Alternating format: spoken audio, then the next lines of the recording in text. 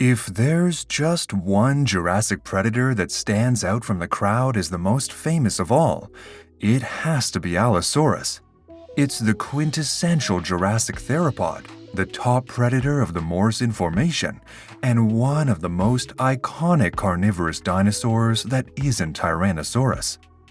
Thriving on the plains and in the open woodlands of North America between 155 and 145 million years ago, this large meat-eater would go on to become one of the first well-known and thoroughly studied animals of the clade theropoda, drawing the attention of both scientific minds and members of the general public alike.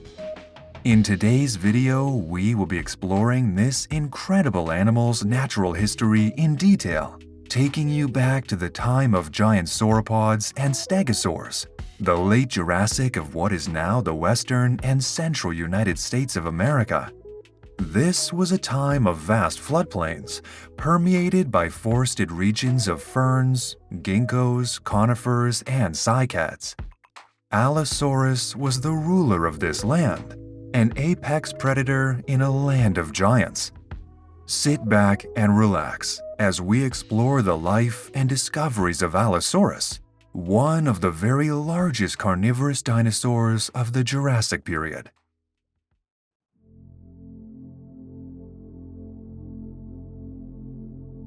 Allosaurus's body plan followed those of many of the animals of the Mesozoic, recognizable as theropod dinosaurs. It was a large bipedal hunter with the typical horizontally held body, a disproportionately large skull, a short, thick neck, a long, tapering tail, and two comparatively small arms projecting from the front of its torso. The largest Allosaurus specimen is thought to have measured around 9.5 meters from nose to tail in life. Large by the standards of Jurassic theropods, but rather small when compared to the Cretaceous giants such as Tyrannosaurus or Carcharodontosaurus. On average, Allosaurus fragilis, the most closely studied and prolific species, measured 8.5 meters, however. This coupled with a potential mass of almost 2 metric tons, and you have a dinosaur perfectly equipped to live a life as a hunter amidst very large herbivorous dinosaurs. From fossil remains alone, Allosaurus's skull is what makes it highly recognizable against other theropods, especially those from the Jurassic. The skull was long and deep. Its jaws were filled with knife-like, backwards-facing teeth that were perfectly equipped for handling large prey items, and its jaws were powerful, indicating that it could exert a great deal of pressure when ensnaring prey in its mouth. The most recognizable feature of Allosaurus's skull was without a doubt the bony, horn-like structures that projected from its brow just above its eyes. These horns may have formed an effective crest in life, which was perhaps brightly colored. This would have allowed the dinosaur to communicate with and attract members of its own species, perhaps pairing signals with vocalizations. Allosaurus's torso was large, yet the bones supporting it were seemingly quite fragile. Still, they would have effectively protected the dinosaur's internal organs, whilst allowing it to move easily, reducing its overall weight. Interestingly, Allosaurus's ribs were independent of its backbone and were instead connected to the layers of skin lining the underside of the animal's torso. Like many large theropods, Allosaurus's front limbs were very small in comparison to its slender, towering hind limbs. 3 fingers were present on each hand, each of which were tipped with sharp, curved claws, tools designed to slice at the flesh of animals it hunted. Despite their size, the arms were indeed powerful and would have proved effective in these circumstances. The hind limbs were indeed long, but short when compared to the legs of many Cretaceous theropods. They were powerful, although their claws were slightly less developed than other theropods of the time. At the end of its torso was a long, tapering tail, between 4 and 5 meters in length depending on the specimen. This would have acted as a counterbalance when the dinosaur was walking or running, ensuring that the animal was not too top-heavy and could succeed in a hunt.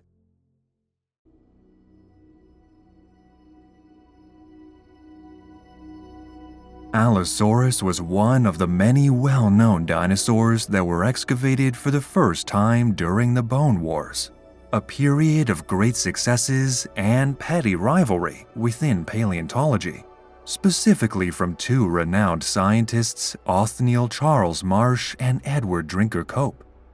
The first scientist to set eyes on Allosaurus remains, however, was Ferdinand Vanderveer Hayden, an American geologist. He received information from locals that petrified horse hooves were projecting from the rocks in what would come to be known as the Morrison Formation, and the bones were extracted. From here, the bones were sent to paleontologist Josephi Leidy, and the remains were first assigned to the genus Poecilopleuron and then to Antrodemus. It was later noted that these were likely the first remains of the animal we know and recognize as Allosaurus. The first bones that can concretely be attributed to Allosaurus come from 1930, when a fragmentary collection of bones was discovered in Garden Park, a segment of the Morrison Formation, and consisted of a tooth, a bone from the animal's toe, a partial rib, and 3 individual vertebral bones. It was Othniel Charles Marsh who first named Allosaurus, meaning different lizard in Greek.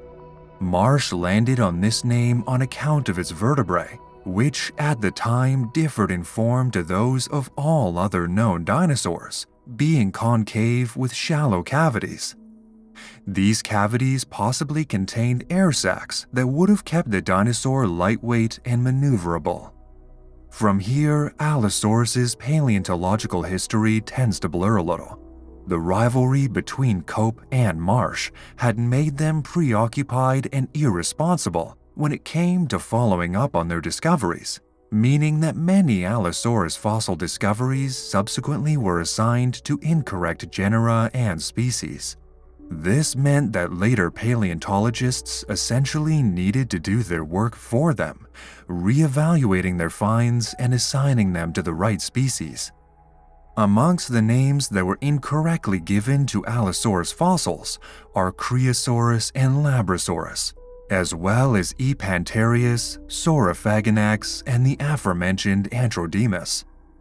Some of these names belong to existing genera, but some are entirely invalid. The best-known Allosaurus, and overall one of the best-known individual dinosaur specimens, was named Big Al.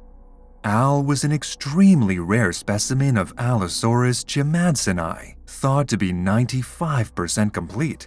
His remains were unearthed near Howe Quarry in Wyoming, a member of the Morrison Formation, and moreover were articulated in the same positions as they would have been when the dinosaur initially died. Remarkably, 19 bones showed evidence of breakings and infections, sustained from a significant injury which likely killed the dinosaur. The dinosaur was immortalized in the BBC's Walking with Dinosaurs special, The Ballad of Big Al, in 2000.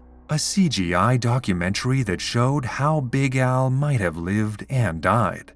It tracks the dinosaur from birth to death, showing him emerging from an egg at the start of the documentary, following his efforts to learn how to hunt, before displaying pack hunting behavior 3 years later. Later shown as an adult, the documentary shows a possible cause of death. When hunting a pack of Dryosaurus, Al stumbles over a fallen log, which renders him unable to chase prey. From here, it's a gradual descent into infection and eventual death, as his life cycle is prematurely brought to an end. Initially discovered in the early 90s, Big Al remains the most well-known Allosaurus specimen to be unearthed to date.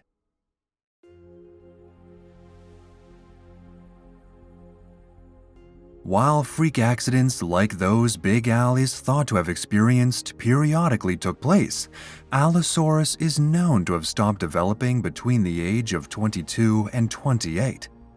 It stopped growing around the age of 15, adding roughly 150 kilograms of mass every year. This knowledge was obtained from studies on the dinosaurs' limb bones. Scientists have even discovered whether individual Allosaurus specimens were male or female.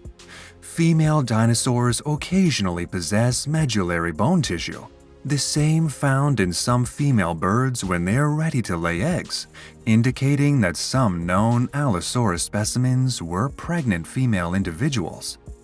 Discoveries of young Allosaurus individuals show that juveniles were much more slender than their adult counterparts, with proportionately long hind limbs and a much thinner body. Many scientists who have worked on Allosaurus remains are in universal agreement that it was a predatory hunter, although a lifestyle as a scavenger has been proposed in the past. While the bite force was not as strong as animals such as Tyrannosaurus, the jaws were still powerful, but they were not the dinosaurs' only weapons. Allosaurus's arms were much stronger than many of the large theropods of the Cretaceous, indicating that the long, sharp claws that adorned each of them would have been used as deadly slashing tools to cut into the hide of large dinosaurs it hunted. Moreover, Allosaurus's arms have been found to have sustained impact damage and injuries, which could only have been caused by struggling animals, more than likely a prey item rather than another Allosaurus. It is thought that the arms were used to grip its prey, holding it in place while the jaws angled themselves to strike with precision at the animal's weak spot. When this proved ineffective, Allosaurus's wide gape could be used to rake its teeth across the hide of an animal, stripping off flesh and causing bleeding damage. Feeding like this is sometimes referred to as flesh grazing and may have been used against animals as large as sauropods. By doing this, Allosaurus could feed from a huge dinosaur without having to exert the effort of killing it. So what did Allosaurus hunt? Most commonly, you'll see depictions of this dinosaur in paleoartists' impressions that show it leaping onto the flank of a giant sauropod or locked in a heated battle with a lone stegosaurus.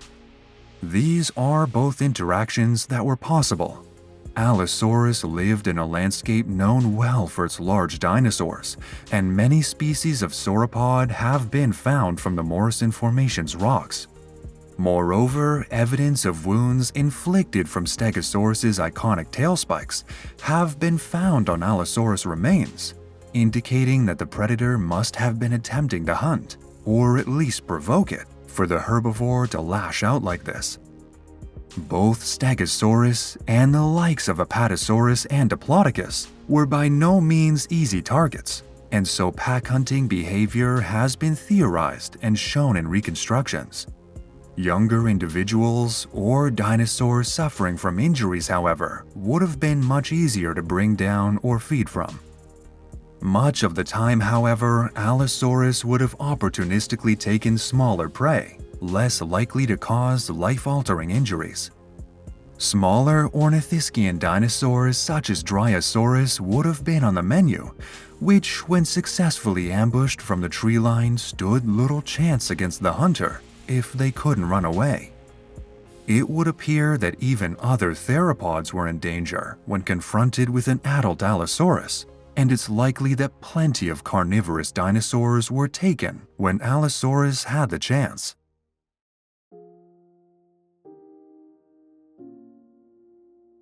Allosaurus was one of the many well-known dinosaurian residents of the Morrison Formation, an area we have been covering in great detail on this channel in recent videos. Characterized by wide-open floodplains, woodland both dense and sparse, and rivers cutting through the landscape, the Morrison Formation is one of the most prolific paleontological sites in America. Allosaurus would have been at home in the forested regions of the Morrison Formation as a vulnerable youngster, perhaps relishing the shadows of the trees and shrubs to hide from dinosaurs such as Ornitholestes and Ceratosaurus, while still small enough to be killed by them. As the dinosaur grew, it would have needed to pursue larger, more sustaining prey, which it could typically find on the wide-open plains. Here it would have found many of the large sauropods associated with the Morrison Formation: Diplodocus, Barosaurus, Apatosaurus, and the towering Brachiosaurus, to name a few. A whole host of non-dinosaurian animals would have shared the Morrison Formation with Allosaurus, however, including but not limited to fish, amphibians, reptiles, pterosaurs, and invertebrates. Many of these smaller organisms would have proved nutritious to a growing Allosaurus, from the first few days upon hatching from its egg to the moment it was ready to leave the safety of the woodland behind for a life hunting big game.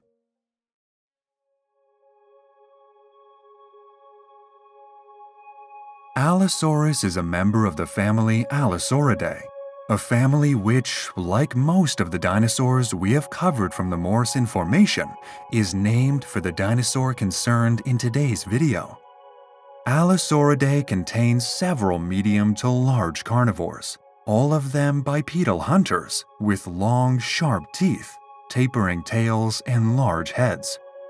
Many Allosaurids typically possess the eye crests shown in the skull of Allosaurus, and the family were endemic to the Late Jurassic, first appearing 155 million years ago and disappearing 10 million years later. Due to the fact that many large theropods of the Late Jurassic have similar body features and plans, it is difficult for scientists to be able to confidently place animals within this family. And as such, out of the 4 genera associated with Allosauridae, only Allosaurus is the definite member. Epantherius and Antrodemus, 2 other names synonymous with Allosaurus, were previously placed in the family, but are now classed as invalid. The only other member of the family is Saurophaganax, a late Cretaceous hunter which may have actually been a species of Allosaurus. Saurophaganax was also known from the Morrison Formation and was roughly the same size and shape as its potential cousin.